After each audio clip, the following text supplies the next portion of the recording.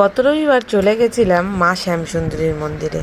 আমি, মা, বোন আর বাবা, অর্থাৎ আমরা ফুল ফ্যামিলি মিলে চলে গেছিলাম মায়ের দর্শনে।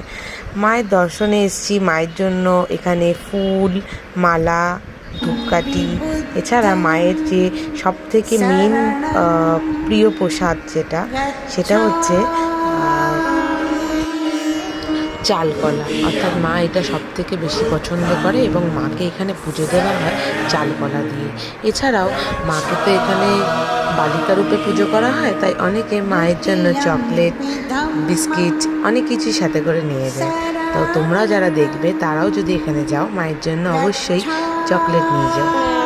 আর এখানে ভক্তবৃন্দের ভিড় দেখেছো, বেলা 12টা হতে আরও অনেক ভক্তবৃন্দের ভিড় এসে পড়ে। যাই হোক, আমরা পুজো দিয়ে আবার বাড়ির পথে চলে এলাম।